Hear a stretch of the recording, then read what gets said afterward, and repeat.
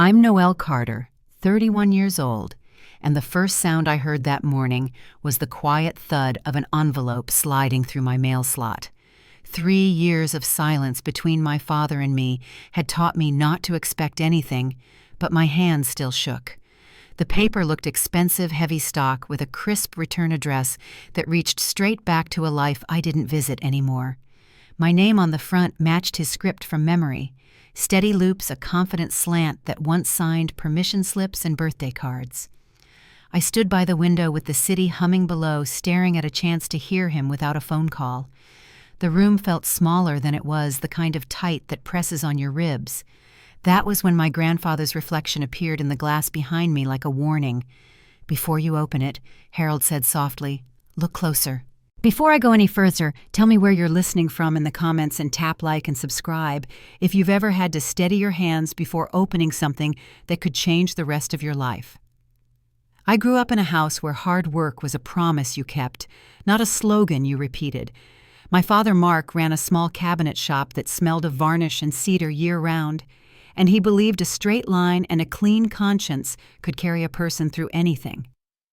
My mother died when I was in college, and after the funeral, the two of us tried to keep the shape of home together with Sunday dinners and quiet errands, but there were empty spaces we never named. I learned to fix a stubborn hinge to sand a surface until it felt like silk, and to tell the truth even when it would have been easier to smile and move on. Those values fit me well right up until the day they didn't fit the path I chose. After graduation, I took a job in logistics software, a world of whiteboards and late-night takeout, and screens full of moving parts. The first time I walked into a glass-walled conference room and saw my work reroute medicine across 3 states in a storm, something inside me locked into place. I wanted to build a company that could do that every day, not just talk about it in a meeting I'd forget by Friday. My father called it a nice idea and asked when I would come back to the shop and help him expand his custom line for contractors. I told him I'd found my lane. He said family came first.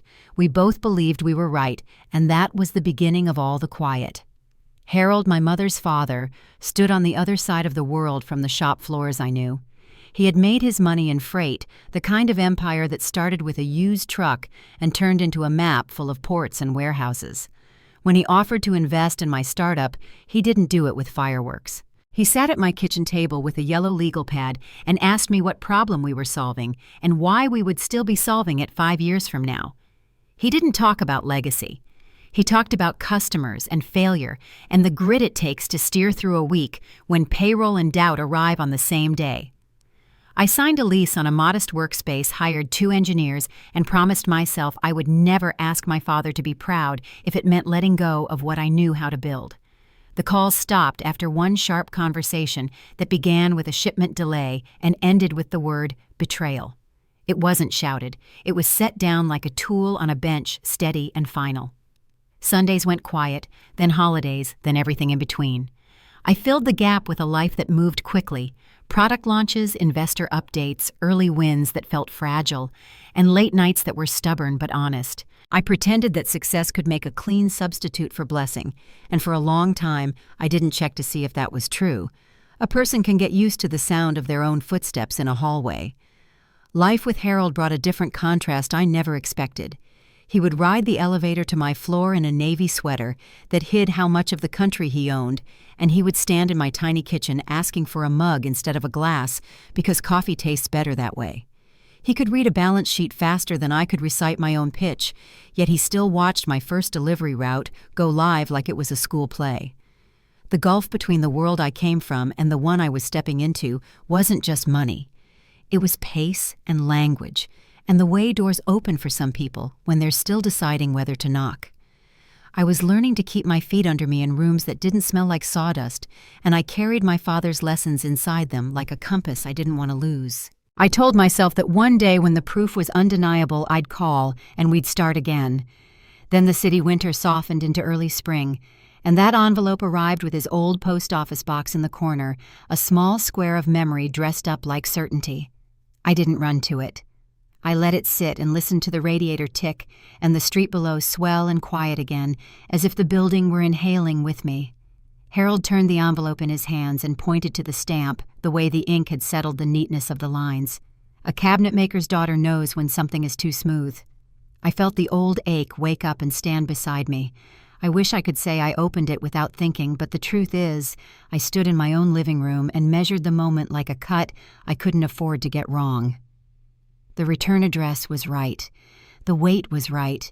Even the way my name curved looked close enough to pass at a glance.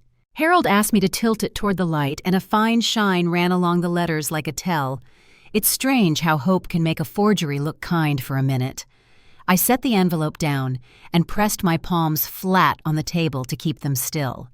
Outside, a siren threaded the block and faded, leaving the quiet I'd learned to live with. I had built a company in that quiet. I had kept my promises in it, too. But a letter can pull 3 years forward in one breath, and standing there, I could feel everything I had boxed up shift inside me. I picked it up again, and the paper didn't feel like his old stationery. It felt newer, sharper, almost theatrical. I took a breath and met Harold's eyes. He didn't nod. He only waited. When I slipped a finger under the flap, I told myself I was opening a bridge. Instead, I found myself listening for the sound of something else, something that would tell me if this moment was mercy or a test. The seal lifted with a clean sigh. The page inside slid forward to the edge, bright and formal against my kitchen table. I could feel the words before I saw them, the way you can feel a room decide something before anyone speaks. And as the ink came into view, I understood that the next few minutes would not give me back the past. They would decide what I did with it. The paper inside the envelope was a single sheet folded with precise, deliberate care. It wasn't written in my father's bold hand, but typed in a rigid font that looked more like a form than a message. The words stared back at me neat and cold, as if they had been assembled by someone who had never known him. Dearest Noelle, I desperately need your help. My accounts are frozen, and I'm facing the loss of everything I own. I can't reach anyone. Please transfer $50,000 to this account number immediately. Don't call me. I'll explain later. The closing line. Your loving father, Mark, landed like a stone. My grandfather's silence stretched long enough for the hum of the refrigerator to sound like thunder. Harold reached across the table, his eyes sharp beneath his white brows. He didn't need to read further. This isn't his doing, he said quietly. He writes from the heart, not a spreadsheet. He turned the page toward the light, tapping his finger over the mechanical spacing, the uniform indentations. Look here, the ink doesn't even press through. Whoever did this doesn't know what a carpenter's hand feels like on paper. His words stripped away what little hope I had left. I wanted to believe my father had written those words himself, even if they were desperate. But the letter didn't sound like a man reaching for his daughter. It sounded like someone who knew how to prey on guilt. I leaned back in my chair, trying to steady my breath. The letter had arrived like an apology and turned into something much darker. Someone knew exactly how to get to me. I said more to myself than to Harold. They knew about the silence. My grandfather nodded, his voice low. Yes, and they knew how to use it. He stood pacing slowly, his hands clasped behind his back. The calm he carried in boardrooms now carried something heavier. This isn't about money, Noelle. It's about information. Someone knows your father and they know us. The word us echoed. My family had always been a collection of sharp corners stitched together by tradition and pride. But in that moment, Harold's presence felt less like armor and more like alliance. I'll call my contact at the precinct, he said, already pulling his phone from his pocket. They can trace the address, the account number. I stopped him before he could finish dialing. Not yet, I said. If this came from someone close to Dad, I want to understand it first. If we make noise too soon, they'll cover their tracks. He studied me for a long moment, then slipped the phone back into his jacket. All right, he said.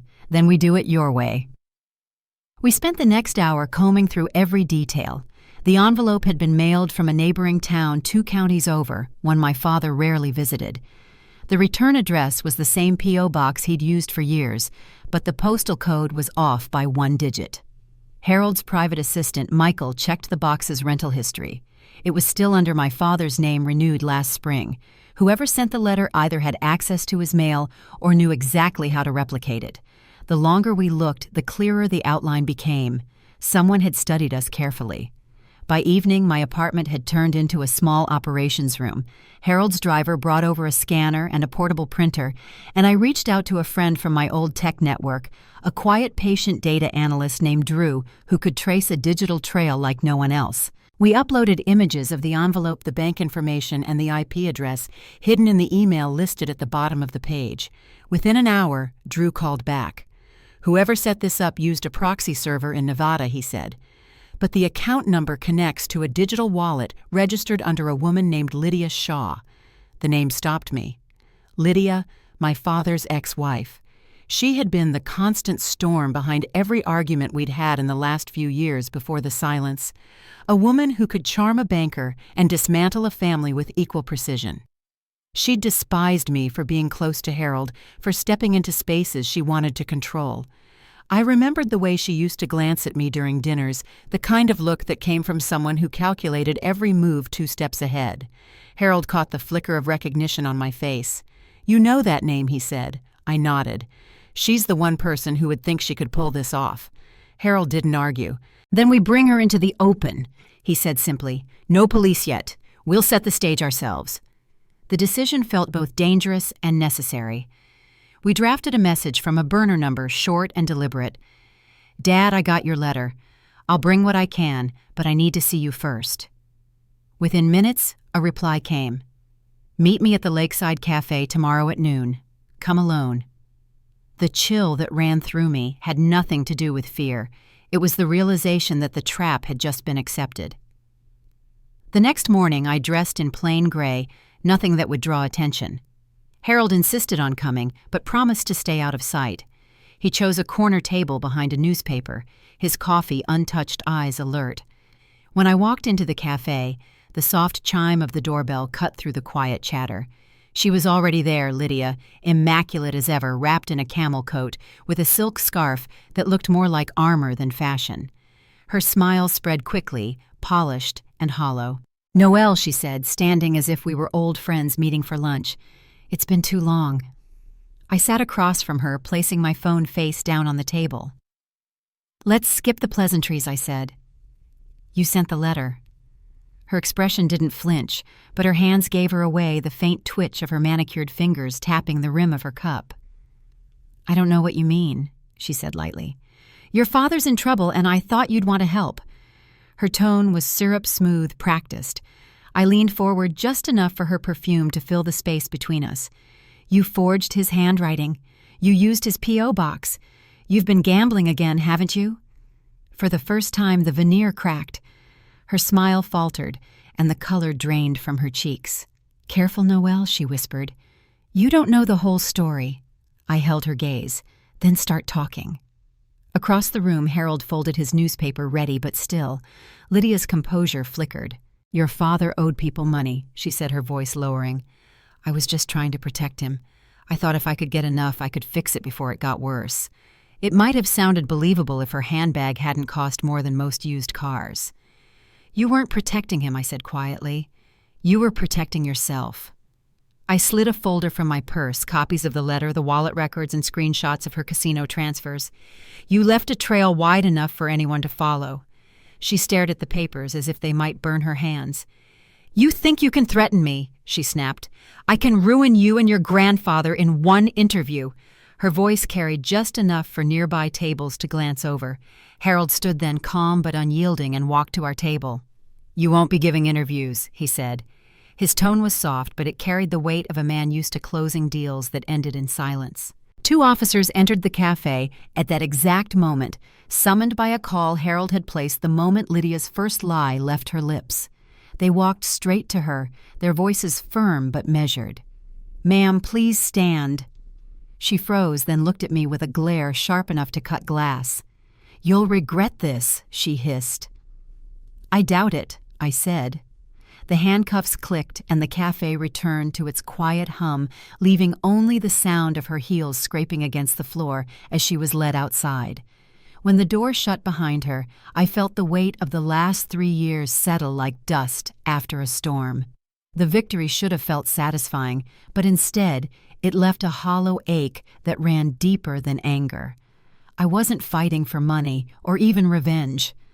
I was fighting for the truth that lay beneath it, all the silence between a father and daughter that someone else had twisted for gain. Harold placed a steady hand on my shoulder. "She won't touch him again," he said.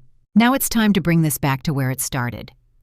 Outside, the afternoon light turned the pavement gold and the air smelled faintly of rain. I watched the police car pull away, Lydia's face a blur behind the glass, and knew the next step wouldn't be about her. It would be about walking up to a door I hadn't knocked on in 3 years and deciding whether forgiveness could live where silence had been. I turned to Harold, his expression a mixture of pride and concern. "I need to see him," I said. He nodded once. "Then go." As we parted, I felt the first tremor of something that wasn't anger. It was fear and maybe hope tangled together. The letter that had started as a lie had given me one last choice to confront the man who had once called me a disappointment and find out what was left of us. I drove away from the cafe, the folded paper still in my purse, its edges soft from my hands. Ahead, the road curved toward my father's house, and with it came the quiet knowledge that the hardest part of this story was just beginning. The drive to my father's house felt longer than I remembered. The streets wound through the same rows of old maples and quiet homes, but each turn carried the weight of something I hadn't faced in years. I parked at the end of the familiar gravel drive and sat there for a long moment, my hands resting on the steering wheel. The porch light was off, though it was already near dusk. The windows were closed tight, and the roses by the fence had grown wild without care. Every small detail reminded me how much time had passed since I last stood here. When I finally stepped out, the gravel crunched beneath my shoes, a sound that used to mean home.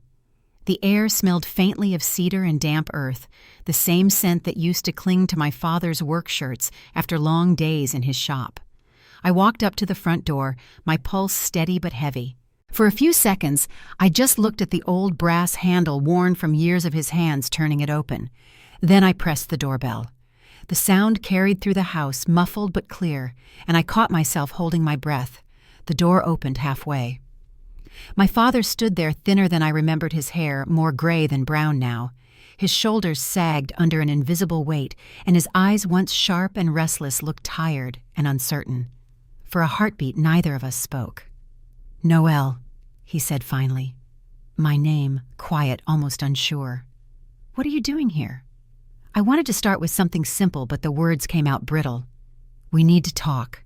He looked down, hesitating before pulling the door open wider. "If this is about the letter..." His voice trailed off as if the rest of the sentence was too heavy to carry. I nodded. "It's about that and about her." Inside, the house felt smaller than it used to. The faint scent of sawdust still lingered, but underneath it was something stale, the smell of rooms left closed for too long. The framed photos on the hallway wall were all slightly crooked. One showed the two of us from years ago, standing in front of a newly finished set of cabinets, both smiling like the world was simple. It almost hurt to see it. We sat in the living room, the same space where we'd once spent Sundays reading the paper and arguing over baseball scores. The furniture hadn't moved, though the cushions had lost their shape. My father sat across from me, his hands clasped tight. "You shouldn't have come," he said softly. "There's nothing here for you to fix." "It's not about fixing," I said. "It's about the truth."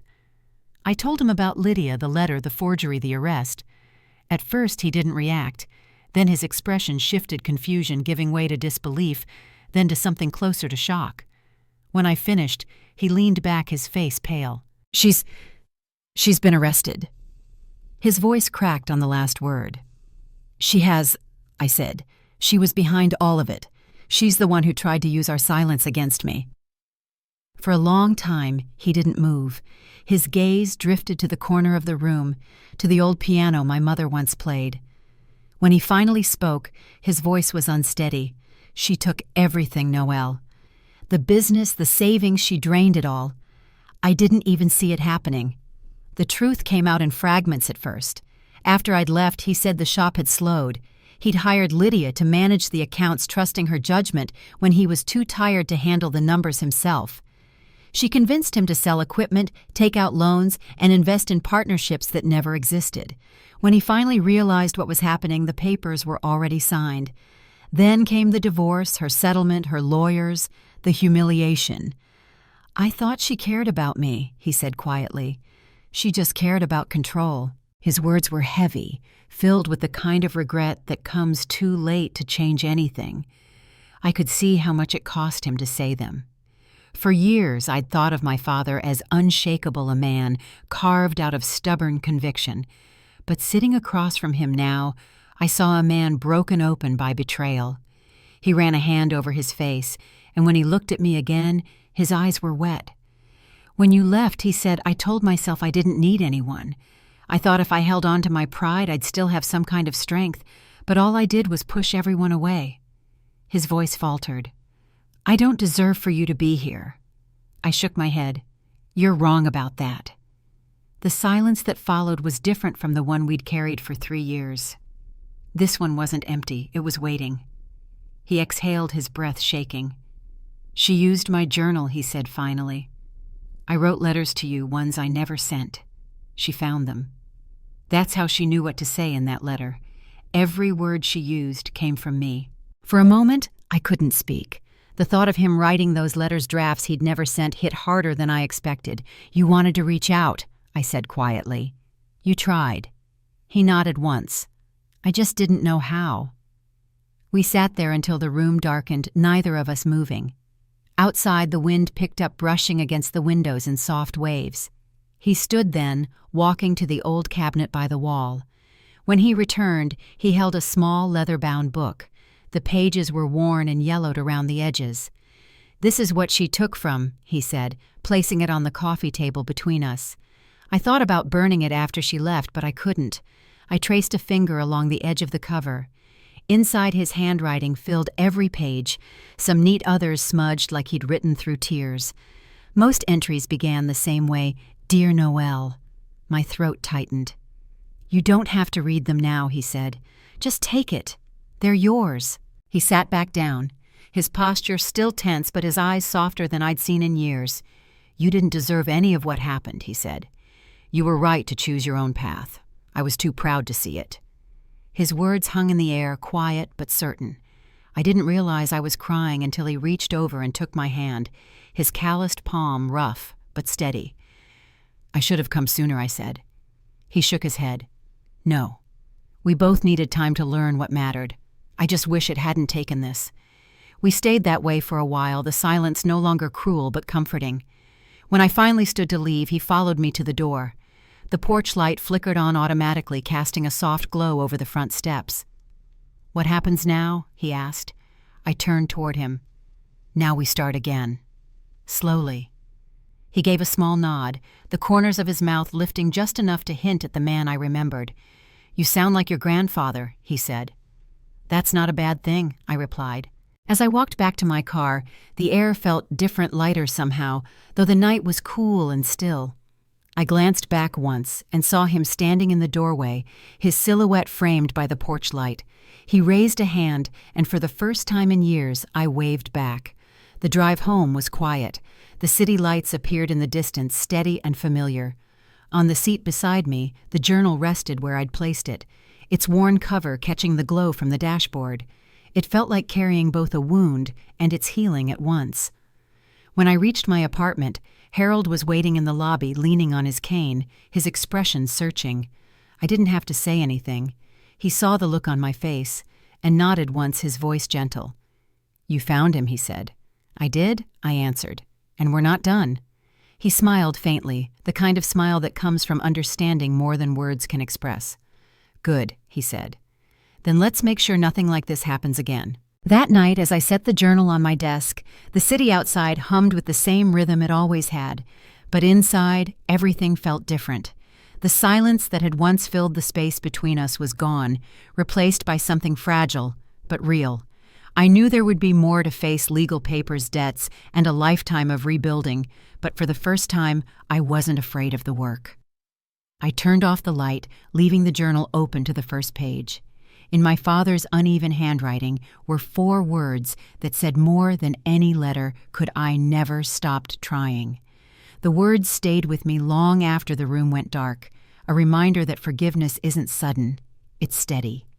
And as I drifted to sleep, I knew this was only the beginning of what we still had to rebuild together. The next few weeks moved quietly, as if the house and I were learning how to breathe again.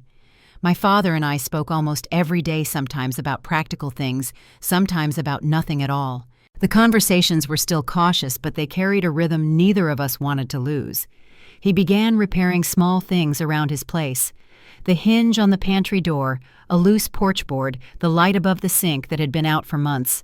It was how he processed things through motion. I visited most weekends bringing groceries and paperwork from Harold's legal team, who had begun untangling Lydia's damage piece by piece. The first time I saw him open the ledger from his shop again, he looked uncertain, as if the pages might accuse him. But then his pencil touched the margin, and something in his shoulders eased. It wasn't about the numbers anymore. It was about claiming something that was still his. I sat across the table scanning forms and signing my name where it was needed. The steady sound of graphite on paper filled the silence between us, softer and more healing than any words we could have chosen. Harold called every evening to check on our progress. His tone carried that quiet steadiness. He was known for the same tone that could calm a boardroom or a storm. "Your father's going to need time," he said one night. "Don't rush him into forgiveness. Let him rebuild it himself." He was right. Every apology, every pause between us had to find its own pace. But each small step, a shared meal, a repaired fixture, a call that lasted 10 minutes longer than expected, felt like something real. One afternoon I arrived to find my father out in the backyard sanding an old bench that had been sitting under the oak tree for years. The sound of the sander hummed low and steady. When he looked up and saw me, his expression softened. "I figured it was time to give this thing a new life," he said, wiping his hands on a rag. I smiled, setting down the box of documents I'd brought from Harold's office. "I think it deserves it." The simple rhythm of that exchange said more than any apology ever could. Inside, we spread out the financial statements across the dining room table. Harold's legal team had managed to recover a portion of the stolen assets. Lydia had hidden funds through multiple transfers, but the trail was unraveling. Drew had traced several of her accounts to offshore wallets, and by the time we finished reviewing the report, it was clear that she'd used his name to secure personal loans as well. My father read the summary slowly, his brow furrowed. "She didn't just steal from me," he said quietly. "She stole what little faith I had left." I reached across the table, resting my hand over his. "She can't take what's already been found again." He didn't look up, but he nodded his hand, tightening slightly under mine.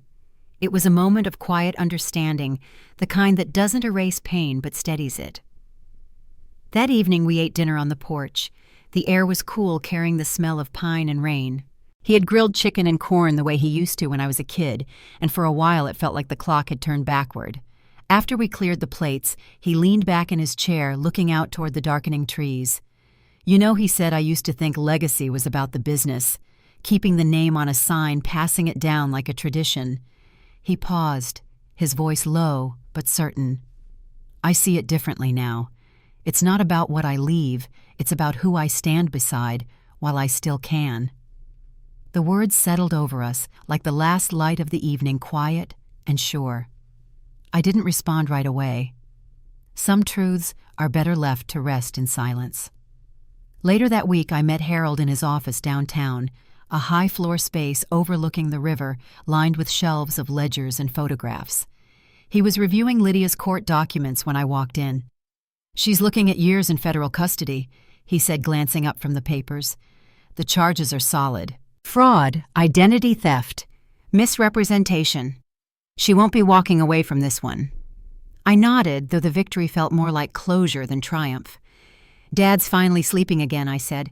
"He's been working in the shop a few hours each day." Harold smiled faintly. "That's good. It's what men like him understand, fixing what's broken one piece at a time." He leaned back, folding his hands. "And what about you?" he asked. "You've been carrying this whole thing on your shoulders." I hesitated, realizing how tired I truly was. "I'm fine," I said quietly, "just trying to make sure he gets through it." Harold studied me for a moment. You always try to solve everything, he said, his tone gentle but firm. Don't forget that sometimes you have to let people save themselves too. I didn't answer, but his words stayed with me long after I left. A few days later, I stopped by my father's shop again. The lights were on this time, spilling out through the front windows. The air inside smelled like sawdust and linseed oil, clean and warm. He was bent over the workbench, planing a strip of maple. "You're here early," he said without looking up. "Couldn't sleep," I replied. "Thought I'd bring coffee." He smiled faintly, setting down the tool. "You remember the first thing I ever taught you to build?" I nodded. "That little step stool. It wobbled." He chuckled softly. "You were 8. You wanted to fix it yourself. You said, 'If I break it, I'll build another one.'" I think about that sometimes. We stood there both quiet, the sound of the wind moving through the open door. "You're still that way," he said after a while. "You keep building no matter what falls apart." His words caught me off guard, but I didn't respond. Some moments don't need replies, they just need to land. By mid-afternoon, the lawyer called with an update. The restitution order had been approved. Lydia's seized assets would be used to repay part of what she'd taken. It wouldn't cover everything, but it was enough to start over. I relayed the news to my father, and for the first time since this all began, I saw real relief cross his face. Maybe this time, he said, we get to build something that lasts. That night, he handed me a small wooden box, its surface sanded smooth and polished. "I made this for you," he said. Inside were the last of his original business stamps, the kind used to mark completed pieces of work. "They're yours now, for whatever you choose to build next." I closed the box carefully. "Thank you," I said. It was more than a gift. It was an understanding, a quiet promise that we'd both learned from the wreckage. When I drove home later, the road was empty, the kind of quiet stretch that lets thoughts breathe. The box sat on the passenger seat, catching the glow from the dashboard. I thought about Harold's words about my father's, about the strange way loss can open a door that was locked for years. The silence that once felt like punishment now felt like a pause that had finally ended. At home, I placed the box beside my computer on the desk where I worked late into the night. Every so often, I'd glance at it, a small reminder of where I came from and where I was headed. The sound of rain began to tap lightly against the windows, steady and rhythmic. It matched the slow, sure pace of everything we were rebuilding. Some wounds don't close with noise. They close in quiet rooms under soft light with patience and hands that keep working even when the heart is still learning how to trust again. And as I shut down my laptop, I realized that this wasn't just about making peace with the past anymore. It was about learning how to move forward with both the strength that built me and the forgiveness that saved me. I knew there would be setbacks ahead, court hearings, debts to settle, maybe even old anger resurfacing. But for the first time, I wasn't walking toward it alone. The next morning, I called my father before work. He answered on the second ring, his voice calm but lighter than before. "Morning, kiddo," he said. "Morning," I replied. "How's the bench coming along?" "It's finished," he said. "You should come see it this weekend. There's something I want to show you." The warmth in his tone lingered even after the call ended. Whatever he wanted to show me, I could hear in his voice that it wasn't about wood or craft. It was about the life we were shaping again, steady as the grain and strong enough to hold. When I drove to my father's house that Saturday, the morning sun had already climbed over the ridge, casting long, soft streaks of gold across the gravel drive. I parked beside his truck and noticed the old bench sitting under the oak tree, newly polished, its grain shining, as if it had been waiting for this day. The front door was slightly open, and I could hear the faint sound of the radio playing one of his favorite country songs, something steady and familiar. When he stepped outside, wiping his hands on a rag, I saw the smallest trace of pride in his smile. "You're right on time," he said. "Come see this." He led me toward the workshop. Inside, the smell of cedar and varnish filled the air. The workbench was cleared. The tools hung neatly in rows. In the center stood something new, a wooden table small but beautifully built, its edges rounded and smooth. "It's the first thing I've made from start to finish since the divorce," he said, his voice steady but soft. "Didn't think I'd ever feel ready to build again." I ran my hand across the surface, feeling the warmth of the wood under my palm. "It's perfect," I said quietly. "You should sign it." He looked at me almost startled, then gave a slow nod. He opened the small wooden box he'd given me a few days earlier, pulled out one of his original branding stamps, and pressed it into the corner of the table. The faint impression, Carter Woodworks, appeared in the grain. He stood there for a moment studying it, then said, "I've been thinking. Maybe it's time to bring the name back. Not as what it used to be, but as something new." I smiled. "Then let's rebuild it together." The words hung there between us, simple but full of meaning. For years we had been divided by pride and misunderstanding, but now for the first time we were talking about building something side by side, not just furniture, but trust. In the weeks that followed, I helped him reopen the business quietly. Harold's accountant, Caroline Lee, came by to help manage the legal transition. She was a practical woman with a calm voice, the kind who never made complicated things sound frightening.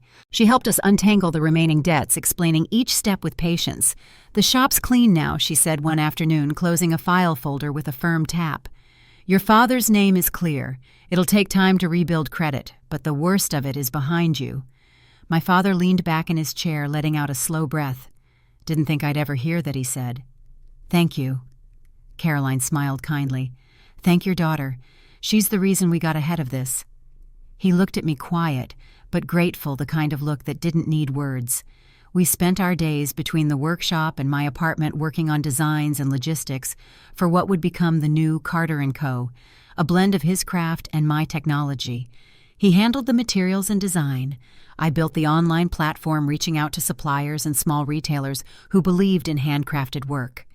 The first prototype pieces sold within 2 weeks, and for the first time in years, I saw light return to his eyes. At dinner one evening, he looked up from his plate and said, "You know, Harold stopped by the shop today. He told me he's proud of you." I smiled, setting my fork down. "He tells me he's proud of you, too." My father's mouth twitched into a small grin. That man always did have good timing. We both laughed, an easy, genuine sound that felt like home. Later that night, as we cleaned up the kitchen, he grew quiet again.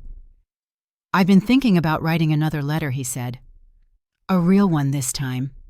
He glanced toward the worn leather journal sitting on the counter. "Not about the past, though. About what comes next." I nodded. "Then write it. You don't owe the past any more words."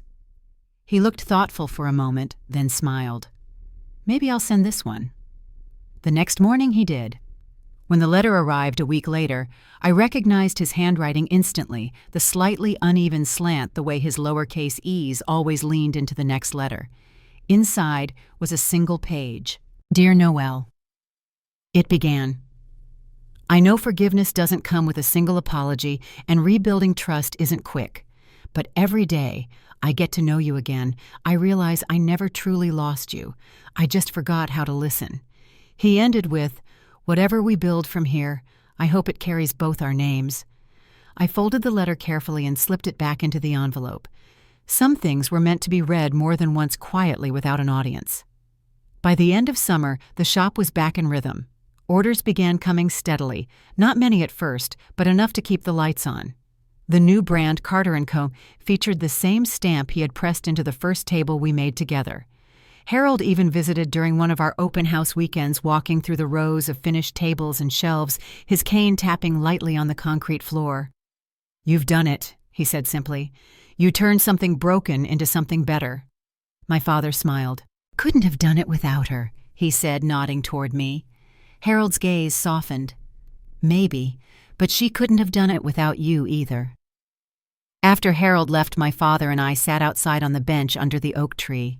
The evening light poured through the branches, warm and slow. "You think Mom would have liked this?" I asked quietly. He didn't answer right away. Then he said, "She'd have loved it. She always said the best kind of work comes from love, not fear." Took me too long to understand what she meant. The sky darkened to a deep blue, and the crickets started their nightly chorus. The quiet between us wasn't empty anymore. It was full of everything we didn't have to say. He turned toward me and said, "You know, I used to think the silence between us was permanent. But maybe it was just waiting for the right words to fill it. We sat there for a long time, neither of us moving.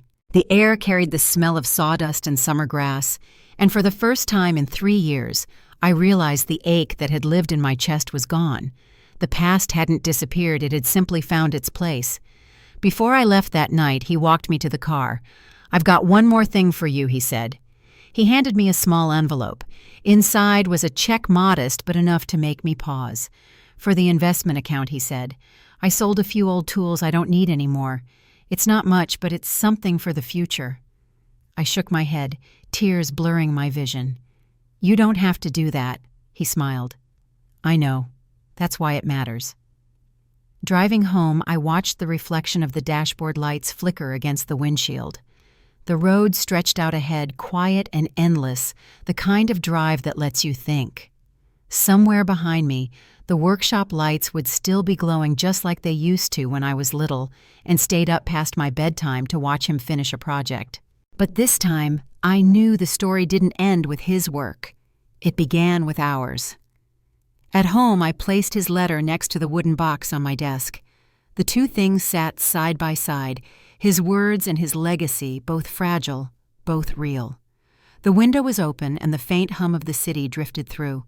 I closed my laptop, letting the quiet settle around me. For the first time in a long while, it felt like the silence had turned into peace. As I turned off the light, I thought about how everything had started with a letter that wasn't his, a lie that forced us to face the truth. Now there was a different kind of letter, one written in his own hand, honest and full. It had taken time, mistakes, and pain to get here, but it was worth it. Because sometimes the hardest things to rebuild are the ones that were never truly lost. They were just waiting to be found again. And as I fell asleep that night, I knew the next morning would bring something new. Not an ending, but the beginning of the life we were both finally ready to build. By the time fall settled in, the leaves around my father's workshop had turned every shade of amber and red. Business at Carter & Co. had started to grow slowly but steadily, thanks to word of mouth and a few loyal customers who appreciated craftsmanship that didn't come from a factory line. We'd even been featured in a local paper for family businesses, reborn, a phrase that made my father both proud and a little embarrassed. The photo showed him standing behind one of our tables, sawdust on his sleeves, smiling in a way I hadn't seen since I was a child. I spent most mornings there before heading to my own office downtown. He handled the building. I managed the digital side. It became our unspoken routine. I'd bring coffee, he'd hand me a stack of receipts, and we'd trade small updates about orders, suppliers, and life. There were still moments when I caught him pausing, eyes unfocused, as if an old regret had brushed past. But he never let it linger long. He'd turn back to the work, his hands steady on the grain, and the silence between us felt less like distance and more like peace. One crisp Saturday, I arrived to find him already outside setting up the new sign we'd ordered. The words Carter & Co. gleamed against the morning light, carved into walnut and sealed with a satin finish. "Looks good, doesn't it?" he said, stepping back to admire it. I nodded. "Better than good. Feels right." He smiled, tightening the bolts one last time. "You know I was afraid to put my name on anything again. But this feels different. It's ours." That evening, Harold invited us both to dinner at his estate. It wasn't the first time the three of us had shared a meal, but something about that night felt different, lighter somehow. The dining room, always formal and quiet, carried a warmth that didn't come from the chandelier, but from the easy rhythm of conversation. Harold raised his glass halfway through the meal. "To rebuilding," he said. "Not what was lost, but what was found in its place." My father nodded, his voice low but clear. "To family," he added. It was the simplest toast I'd ever heard, and maybe the truest. After dinner, Harold walked me to the foyer while my father lingered by the window, admiring one of the old freight maps Harold kept framed on the wall. "He's coming back to himself," Harold said quietly. "But don't forget, healing isn't the same as forgetting." I nodded, knowing what he meant. Forgiveness had taken root between us, but trust still needed tending. A few days later, Caroline called with an update from the court. Lydia had agreed to a plea deal, 15 years, with the possibility of early release for cooperation. The restitution order was finalized. Most of what she'd stolen was being returned. When I told my father, he didn't react the way I expected. He didn't curse or celebrate. He just nodded and said, "Then it's done." I could tell he meant it not out of apathy but acceptance. He was ready to stop living in the wreckage of what she'd done. Over the next month, things moved forward quietly. The shop's orders increased. A local university commissioned custom lab tables, and a boutique hotel in Nashville reached out after seeing our work online. It felt like the kind of growth you could trust, not too fast, not too fragile. My father began teaching woodworking classes on weekends, small groups of high school students eager to learn. I watched him those mornings, his hands guiding theirs, his tone patient and kind. He was at ease in a way I'd never seen before. One afternoon, after the last class ended, I found him sitting on the bench beneath the oak tree, the same one he'd restored months earlier. The air carried the first hint of winter, crisp and clean. "You know," he said, glancing toward the horizon, "I never thought I'd be able to look back without feeling like I'd failed you." He paused, searching for the right words. "But now, when I see what we've built, I realize you were right all along. You didn't walk away from the family, you showed me a different way to hold on to it."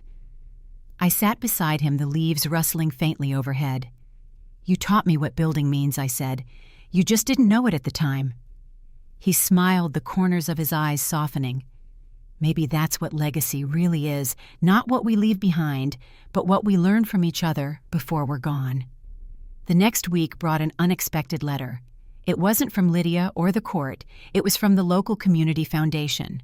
They'd seen our story in the paper and wanted to partner with us to launch a mentorship program for young apprentices. My father read the letter twice before looking up. "They want to use the shop for evening classes," he said, disbelief in his tone. "They think we can inspire people." I laughed softly. "They're not wrong." By winter, Carter & Company had become more than a workshop. It was a space filled with life and purpose. The first group of students came through just after the new year, each one with their own reasons for being there.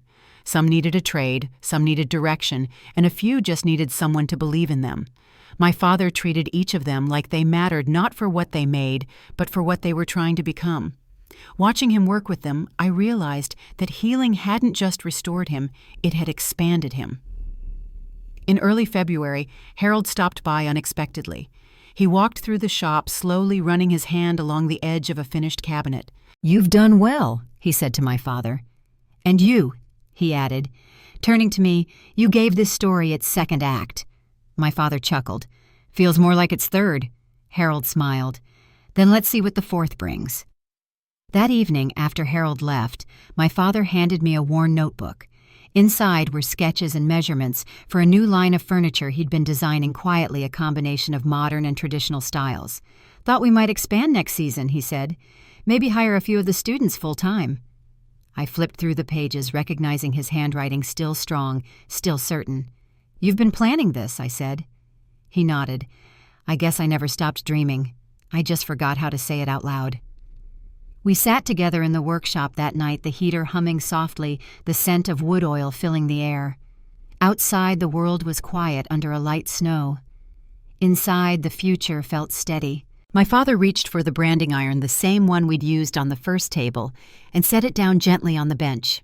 "You should have your own mark," he said, "something that sits next to mine." I didn't answer right away. I looked at the iron still faintly stained from years of use and felt the weight of what he was offering, not just partnership, but equality. By spring, we launched the new collection together. The logo, two interlocking initials, C and N, was stamped beside the original Carter emblem. Customers noticed. They asked about the new design, and when we explained it, became a symbol of what we'd built: old roots, new growth. Orders doubled within months. The shop expanded into the space next door, and the sign out front was updated again, Carter & Co., a family craft. One evening, as we locked up after a long day, my father stood beside the door, his hand resting on the new sign. "You know," he said, "there was a time when I thought silence was the end of everything. Turns out it was just the space we needed to start over." His words stayed with me long after I drove away. The city lights glowed against the windshield, and for the first time in years, I didn't feel like I was driving away from something. I was driving toward it, toward a life that was no longer defined by old hurt, but by what we'd built together. And as the road curved ahead, I realized the story that had begun with a forged letter had become something far stronger, a legacy written in real ink on real paper by hands that finally remembered how to hold on without holding back. Somewhere behind me, the sign outside the shop caught the last light of dusk. Carter & Combing, a family craft. It wasn't just a name anymore. It was the proof that silence once broken can become music again. Spring turned to summer, and the shop seemed to hum with a new kind of life. The saws, the chatter, the smell of wood, it all carried a quiet rhythm of progress. Every surface in the workshop told part of the story we'd rebuilt. Samples lined the walls. New orders waited to be finished, and the bench beneath the oak tree now served as a place for the apprentices to eat lunch. My father had become the center of it all, steady and sure again, but not the same man he'd been before. He had softened, not in spirit, but in the way he listened to customers, to students, and to me. The mentorship program had taken off faster than we imagined. Some evenings when I arrived after work, the shop lights were still on, and the laughter of the students carried out through the open door. My father taught them how to see the shape inside a rough plank of wood, how to sand until the grains spoke back. He had a patience I'd never seen when I was younger, as if losing so much had made him more willing to give. One night I stayed late to help him clean up. The air smelled of sawdust and rain, and the sound of the broom brushing the floor filled the quiet. "You've turned this place into something good," I said. He smiled faintly. "You did that, Noelle. I just showed up." I shook my head. "No. You showed up when it mattered most." He looked at me for a long moment, his eyes steady. "Then maybe we both did." By midsummer, Carter & Company had reached a milestone we hadn't expected. A national home design magazine requested to feature a spread about modern American craftsmanship. The editor, a woman named Marlene, visited with her photographer on a hot Thursday afternoon. They walked through the shop asking questions about our process, the wood, and the story behind the brand. My father told them the truth in simple words. It's not about furniture. It's about second chances. When the article ran a month later, orders doubled. For the first time, he hired 3 full-time employees, 2 former apprentices, and 1 retired carpenter who had lost his job during the pandemic. The day the magazine arrived, Harold stopped by, carrying 3 copies. "Front page feature," he said, tapping the glossy cover. "You two managed to build more than a business. You built a legacy." My father smiled, his thumb tracing the embossed letters of our name. "Never thought I'd see the Carter mark in print again." Harold's tone softened. "It belongs there. You earned it." We celebrated with a small dinner at Harold's house. The table was simple roast chicken vegetables and a bottle of red wine Harold had been saving for years. The evening felt calm, almost reverent. As we cleared the dishes, my father lingered in the kitchen, drying a glass with slow, careful movements. "I used to think everything ended the day Noelle walked out," he said quietly. "But now I know it was just the start of something neither of us could see yet." Harold glanced at him, a faint smile lifting his face. "Sometimes it takes losing your footing to find your balance again." In August, the first Carter & Company scholarship launched an idea my father and I had shaped together. We named it the Whitman Fellowship after my grandfather who had quietly funded the program. It covered training tools and mentorship for young artisans who couldn't afford formal schooling. The first recipient was a 19-year-old named Mason, a shy kid with steady hands and a sharp mind. On his first day, I watched my father hand him an old apron, the same one he'd worn for years. "Don't worry about getting it dirty," he told him. "That's how you know you're learning." Through the fall, we saw more students come through, each one leaving behind something, a small carving, a handwritten note, a photo pinned to the corkboard. The shop wasn't just a business anymore. It had become a place that gave people a reason to believe in themselves. Watching it grow, I understood something I hadn't before. The forgiveness between my father and me had rippled outward. It had become part of something larger, something that no longer needed words to explain. One crisp evening in late October, I drove to the workshop after closing hours. The lights were off, but I could see him inside through the window, sitting at the bench with a stack of papers. When I stepped in, he didn't look up right away. "You're still here," I said gently. He smiled, setting down his pen. "Just finished signing the lease. We're expanding next door." My heart lifted. "You did it." He nodded. "We did it." We walked outside together, the cool air brushing against our faces. The new space, empty and dark for now, sat just beyond the old wall full of promise. "You know," he said quietly, "I used to dream about passing the shop to you someday. Then I thought I'd lost that chance forever." He paused, looking out toward the horizon. But maybe the dream didn't change. Maybe I just needed to learn to share it. The next morning, he asked me to meet him early. The sun was barely up when I arrived, and the dew still clung to the grass. Inside, he had cleared the center table and laid out blueprints for the expansion, new benches, additional storage, and a classroom area for apprentices. "I want you to design part of this," he said. "Something that feels like you." I traced a finger over the plans, feeling the weight of his trust. "Then it has to include both of us," I said. "Your hands, my lines." The first phase took months, but by winter the walls were up and the scent of new lumber filled the air. The day we hung the sign for the new section, the Carter Workshop for Young Makers, the entire team gathered outside. Harold stood beside my father, his cane resting on the gravel. "You've done well," he said quietly. "Both of you." My father turned toward him. "Wouldn't have happened without you, Harold." Harold smiled. "Maybe. But the best work you've done wasn't for me. It was for each other." After the ribbon cutting, the apprentices drifted inside, laughing and taking photos. My father and I stood at the doorway watching them. "You know," he said, his voice low for years, "I was so afraid of silence. Thought it meant I'd failed as a father." He turned to me, eyes glistening. "But I was wrong. Sometimes silence is just the space where love waits to be heard." I reached for his hand, and for a moment everything stilled the shop, the noise, the years between us. All that remained was the feeling of being seen, understood, and forgiven. That night we closed up together. The street outside was quiet, dusted with the season's first snow. As he locked the door, I noticed something carved into the new sign just below the company name, small, subtle, but deliberate. It read, "For Noelle, proof that silence can lead you home." I looked at him, words caught in my throat. He smiled, that same quiet smile I remembered from years ago when I was still small enough to sit on his shoulders while he worked. "Guess it was time I wrote a letter of my own," he said. I couldn't speak. The light from the shop glowed against the snow as we walked to our cars. For the first time in years, the night didn't feel like an ending. It felt like everything had finally found its place, steady, strong, and true. As I drove away, the sign disappeared in my rearview mirror, but its message stayed. The silence that once tore us apart had become the bridge that brought us back. And even as the snow began to fall heavier around me, the road ahead felt clear, lit by something that had been there all along.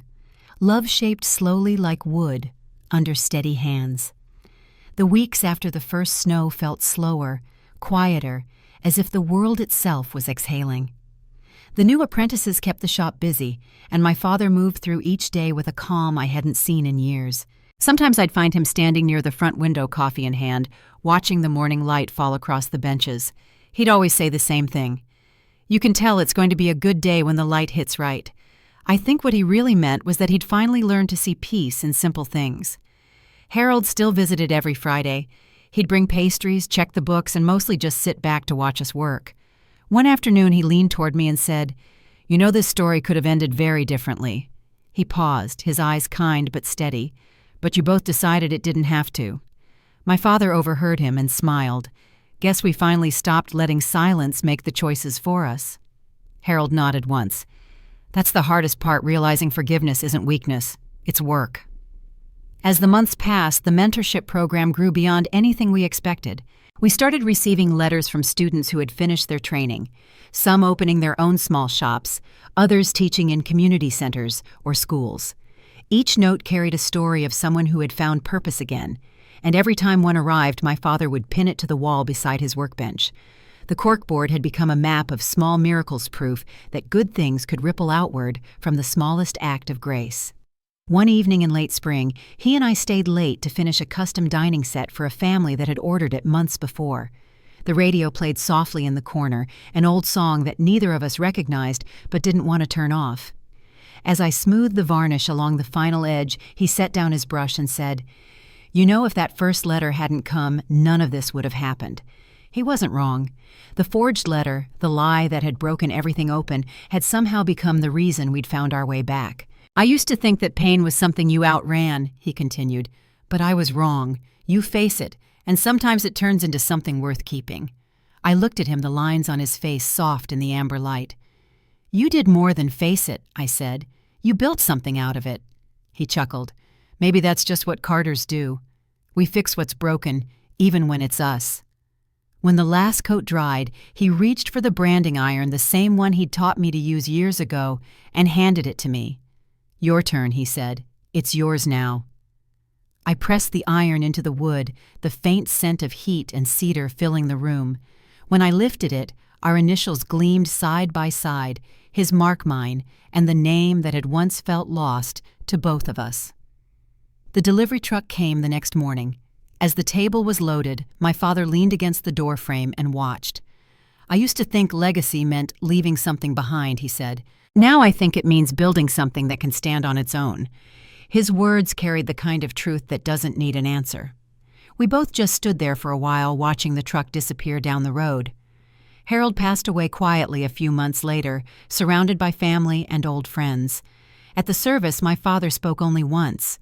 He believed in the kind of success that outlives you, he said, and I think he'd be proud to see what we're still making. Afterward, we returned to the workshop, lit a single candle, and placed it near the sign that bore his name. The next morning, the first light of day fell directly on it, just the way he would have liked. Years have passed since then, but every time I walk through the doors of Carter & Combing, I still feel that same quiet sense of beginning. The smell of wood, the hum of work, the laughter of new students, it all feels like a heartbeat. My father's slower now, but he still comes in most mornings just to sit at his bench and listen. And whenever he looks up, that same soft light always finds him. I've learned that life doesn't hand you perfect closure. It gives you small moments, the sound of a saw running smooth, a shared smile after years of distance, the weight of forgiveness resting quietly between two people who once stopped speaking. You take those moments and you build with them. That's all any of us can do. So if you've ever lost someone to pride or silence, maybe this is your reminder that it's not too late to reach across the space between you. Sometimes the first step toward healing doesn't look like forgiveness. It looks like a knock on the door or a single word spoken after years of none. And if you take that step, even the smallest one, you might find what we did, that love doesn't disappear in the quiet. It waits. Thank you for listening to my story. If it reminded you of someone in your life, share it with them. And if you're still finding your way through your own silence, I hope our story helps you believe that peace and even joy can be rebuilt one steady hand at a time.